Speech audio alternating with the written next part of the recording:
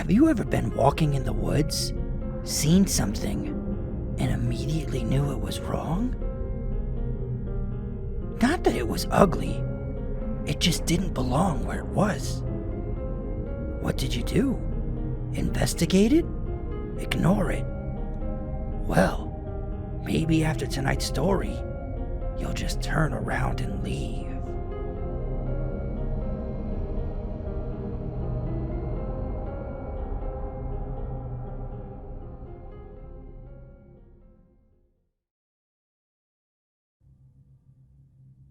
The Witch of Mount Edziza, from Gazebo King. My story begins outdoors. My friend Ricky and I enjoyed hikes through the woods.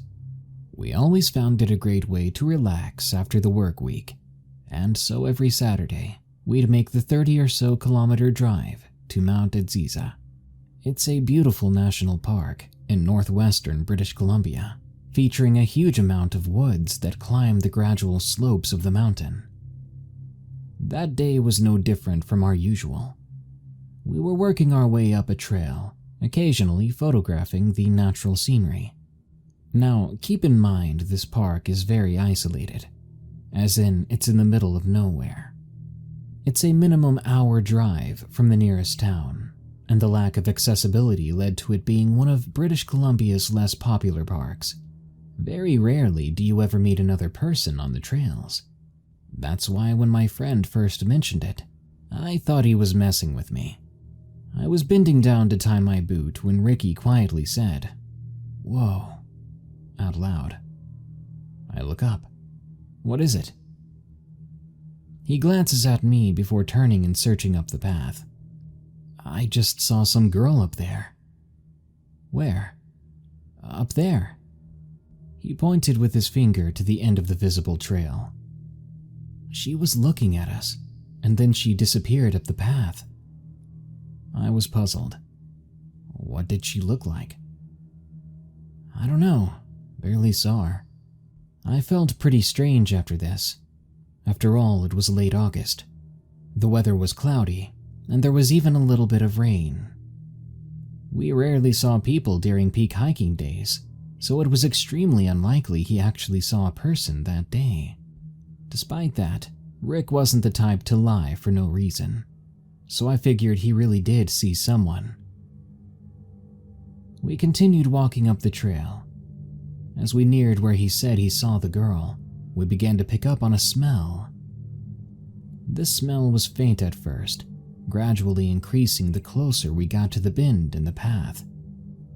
The best way I could describe it is a bouquet of flowers. If you ever spent time in a florist shop, you know what I mean.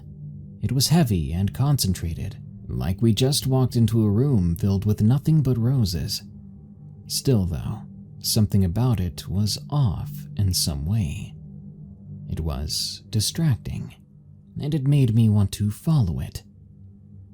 "Do you smell that?" I asked. "Yeah." Ricky inhaled deeply through his nose. "What is it?" I shook my head, not bothering to reply, because I really didn't know. We looked around, and despite how strong the smell was, we didn't see anything that could have been responsible for that peculiar odor. Now, the forest along the mountainside is lush and full of life, but it's predominantly trees. There are a few wildflowers, but there's no way the floral aroma should have been this strong. We stopped at the bend in the path to drink from our water bottles, sitting on a large fallen tree. There weren't any people or anything else out of the ordinary, aside from that strange smell. Eventually, we moved up the path again. After about 50 footfalls, the flower smell seemed to stay the same, more or less, no matter how far we walked. We worked our way through the rest of the hike pretty quickly, and yes, the flowery smell remained constant the entire time. We eventually theorized that some rare, extra stinky flower was in bloom on the mountainside, which served as explanation enough. A medium fog seemed to settle over the mountain, which wasn't anything new.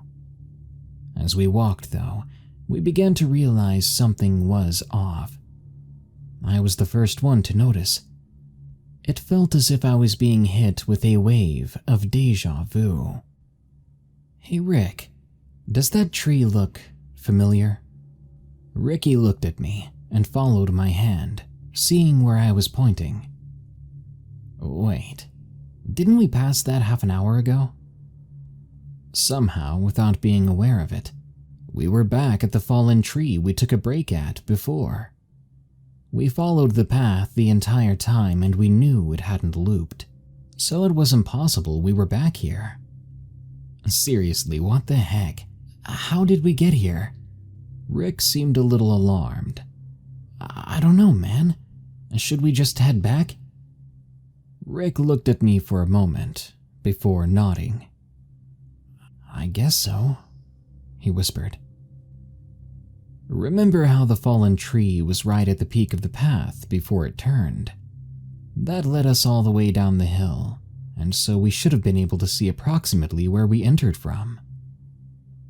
When we looked down the trail, though, preparing to head back, what we saw was unnerving. The path went down like it should, but right at the lowest point, where it should have swerved left into the opening of the woods, it went back up the hill again.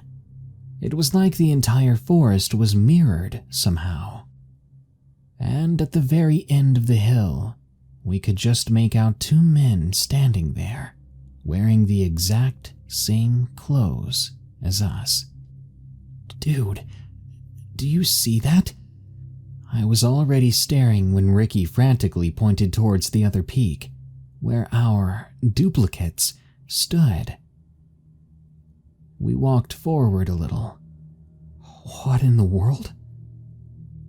That's when we noticed that the man who was dressed exactly like Ricky seemed to move further away. Rather quickly, given the circumstances, we were able to comprehend that the people we saw were mirroring our movements, or perhaps we were mirroring theirs. My friend looked at me with his hands on his head. What do we do? I don't know, dude. Let's just try to get back. So, without another word, we started descending down the hill. As we did, the other pair of men seemed to go down their hill, and so they faded out of our view, much to our relief. Keep in mind, the smell of flowers was still so potent in the air. We finally got to the low point between the two slopes, and as we did, the rain picked up from a light drizzle to a heavy downpour. Let's hurry it up, I said. Ricky didn't respond.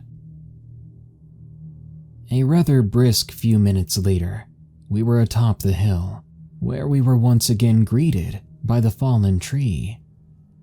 Both in front of us and behind us, the situation was the same. Reality seemed to be mirrored, and in both directions, we could see copies of ourselves sitting atop the hill just like we were. Ricky was starting to panic. Trying to be logical, I decided to get out my phone, preparing to document whatever in the world was going on. To my dismay, my device didn't turn on. It was a new, premium smartphone with an almost full battery, yet it was completely unresponsive. The screen just remained black as I pushed the power button. Try yours. Rick got out his phone, and it didn't work either. At this point, the sky was beginning to get dark, and the rain was pouring. It's not working. What the heck do we do, man? I shook my head. I had no idea. That's when we heard a voice. Are you boys lost? The voice was mature and feminine. It was well enunciated but coded in a thick accent. I'm not very good with dialects, but I'd guess it was European. We both turned, looking to the side of the path and into the woods. About 10 feet in front of us, seated casually on a stump, was a woman, but she was no ordinary woman. The moment I saw her, I felt as if I was intoxicated. She was sitting, but we could tell she was tall, taller than either of us. She was slim but very toned. She had fair skin with no visible imperfections, and her hair was short and jet black. I can easily say she was the most beautiful person I'd ever seen. I inexplicably felt magnetized to her. Her outfit, though, that was the weirdest part of all. She wore a dress like one you'd expect to see at a party, and it was accessorized by a large black sun hat. Very strangely, her clothes showed no signs of being wet or weathered at all, despite us being in the middle of a storm. We both gazed at her in awe. She stood up, walking towards us. "Well?" She strutted, as if on a catwalk. "Are you or are you not?" Rick's tongue was completely tied. I managed to stammer out a few words, though. Yeah, we are." As she came close to us, it became suddenly apparent she was the source of the floral smell. That isn't any good." She turned away from us. "Lost on a mountain, especially in all this fog. That's just a recipe for trouble." That's when we noticed that the fog, which was quite thin before, was suddenly very heavy. We couldn't see 10 feet in front of us. I nudged Ricky and whispered, "Dude, is that who you saw before?" He whispered in reply, "Yeah, 100%. She turned back around, looking at us, as if waiting for us to say something. She seemed to be evaluating us with her piercing blue eyes. "Well, come on then." She waved her hand and began pacing down the mountain. We followed on command. Again, I can't explain it, but the woman was enchanting in a very unnatural way, and it left us practically helpless.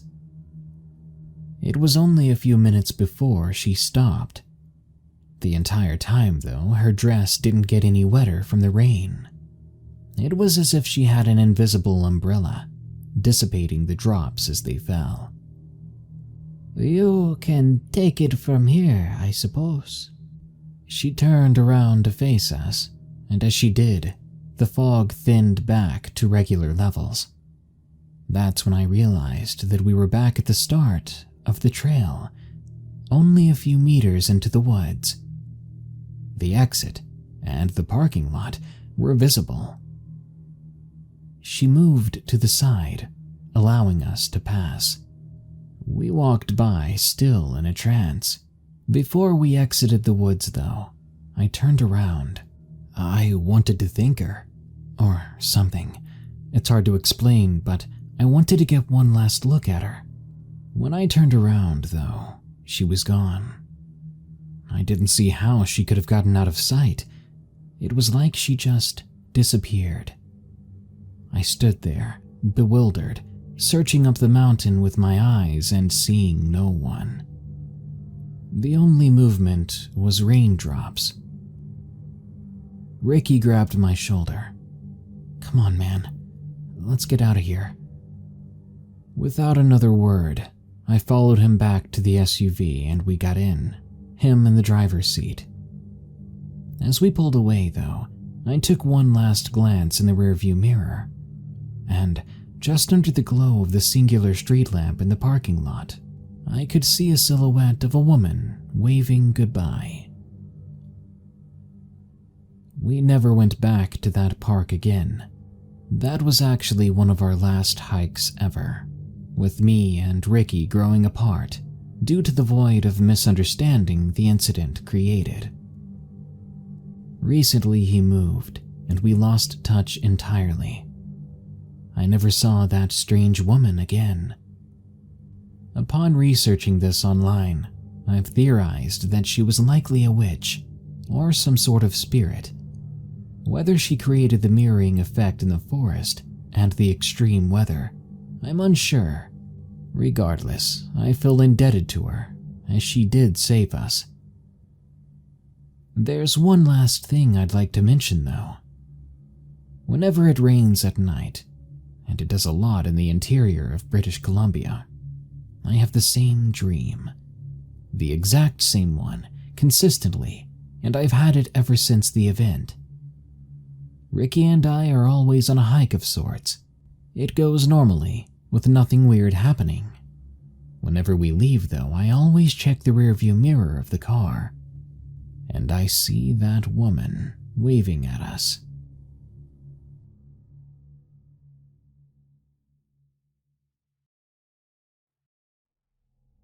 Ooh, that story chilled me to the bone. If you want to see more of the most fun horror animation on YouTube, you should visit my channel, Super Horror Show. If you don't want to see more, you should go over there and subscribe anyways. It's free. Who cares? When asked what was the worst part of the ordeal, the young men answered, the cell phone's not working.